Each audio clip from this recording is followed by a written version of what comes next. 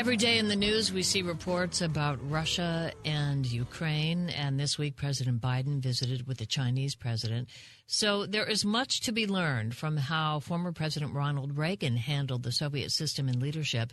And that's just what William Inboden writes about. He's on the phone with us now to talk about his new book, The Peacemaker, Ronald Reagan, the Cold War, and the World on the Brink. Mr. Inboden, thank you very much for joining us.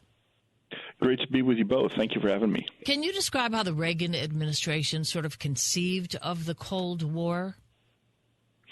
Sure. The important thing to appreciate is Reagan and his team saw the Cold War as primarily a battle of ideas between the free world, between democracy and free markets and religious freedom against communism, atheism, totalitarianism, that whole basket of horribles that defined Soviet communism. And while previous American presidents before them, starting with Harry Truman, had been aware of the battle of ideas, they saw the Cold War as primarily a standoff between two rival nation states, the powerful Soviets and the powerful Americans, that happened to have that battle of ideas. And Reagan reversed that. Like I said, he saw it primarily, Soviet communism as primarily an idea to be defeated that happened to be grafted onto this nation state. How did the differences culturally between the two nations in that moment impact what happened? So, Reagan, he drew a pretty clear distinction between the Soviet government, the system of Soviet communism, and then the Russian people and the other peoples, the non-Russian peoples, the Kazakhs and the Ukrainians and the Georgians who were in some ways victims of that system. And so he wanted to support their cultures. He wanted to reach out to them. He did not see them as the enemy. He wanted a better life for them, but he really saw the problem was their wicked imperialistic government that was oppressing them, and similarly oppressing the peoples of Central and Eastern Europe, as the Iron Curtain and the Berlin Wall kept them imprisoned under communism as well. And so for Reagan, the human dimension of the conflict and the need to reach out and support the aspirations of these people for better lives against their own governments was really key. So in that sense, he wanted to appreciate and affirm their cultures and protect them from communism. And can you tell us a little bit about what you write about George Shultz, then Secretary of State? Yeah, so I try to make a case about George Shultz being one of our greatest Secretary of States ever, and he's he just died a year or two ago at age 100. Leaves a remarkable legacy. I think he's too much forgotten today, but he was Reagan's indispensable partner in pursuing diplomacy with the Soviet Union. Reagan believed in peace through strength, and of course the strength part was restoring our economy and especially modernizing and expanding our military to deter Soviet aggression and to put them into an arms race that they couldn't win.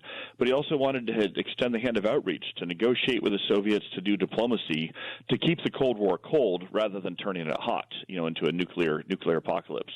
And Shultz was his key partner in that. Shultz shared Reagan's vision of diplomacy backed by strength, of outreach backed by the threat of force, and on finding partners for peace in the Soviet leadership, especially with Mikhail Gorbachev. So I think Shultz was a master diplomat and one we can learn much from today.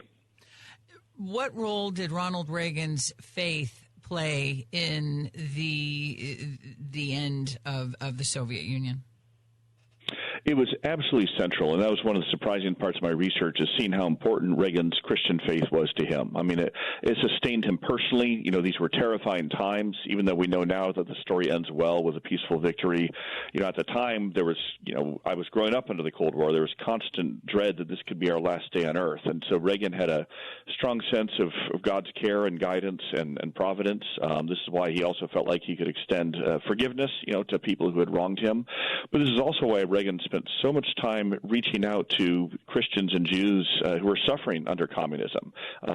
Imprisoned pastors and priests and Jewish refuseniks who were all prisoners of conscience in the Soviet Union. This is why he built that partnership with Pope John Paul II to support, Catholics who were persecuted behind the Iron Curtain. Reagan knew that the Soviet Union's atheism, its enforced atheism, its persecution of religious believers, was a real vulnerability. And he often said, you cannot quench religious faith faith is too strong, the people's belief in God will triumph over communism. And so you can draw a direct line between his personal faith and his support for other religious believers. Mr. Inboden, when did you work for the State Department, and what did you do? I worked for the State Department and the National Security Council in the George W. Bush administration. So I was at State Department under Colin Powell and under Condi Rice, and then at the National Security Council working for President Bush himself. And I did a lot of work on international religious freedom, so some Reagan-esque themes there of supporting persecuted religious believers around the world. Also did a lot of work on counterterrorism and on managing U.S. relations with China and Russia, which even then, 20 years ago, we were starting to see some worrisome signs about both of them becoming threatening. When you spend time researching history and things that have passed, and then you come out into the world and your eyes are blinking and you're thinking, okay, wait a second, now it's 2022. It's a stark contrast. Will we ever get back to those days, in your humble opinion? I've been wrestling with this a lot. I certainly hope so. I mean, I start the book by laying out how difficult a time the 1970s were for the United States. And it may sound familiar, right? So we had just lost the longest war in our history in Vietnam, and of course that's now the case with Afghanistan. More recently, we were dealing with runaway inflation, humiliations and losses in the Middle East, threats from Iran with the hostage crisis, and a nuclear-armed communist superpower in Eurasia. Then it was the Soviet Union, now it's communist China. And so our country seemed like we were in a bad spot in the 70s, but, thanks to President Reagan and some pretty inspired leadership, he, restored our economy, he restored our military strength, he restored our alliances, and he was able to get I think a very good, peaceful, victorious outcome in the Cold War. So I don't believe history repeats itself perfectly, but it can rhyme, and we can learn some lessons from those who have gotten it right in the past and take some heart that hopefully there are better days ahead for our country. When I hear people say history repeats itself, for some reason I always think negative, but what I hear you say now is history could repeat itself in a positive way.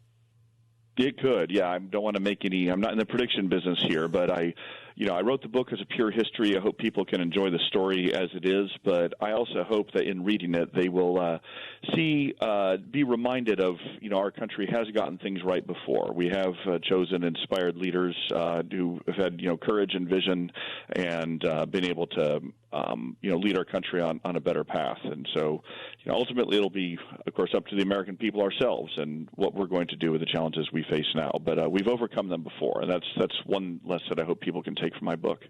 The book is The Peacemaker, Ronald Reagan, the Cold War, and the World on the Brink by William Inboden. William, thank you so much for joining us today. Thank you. Thank you. It's been a pleasure.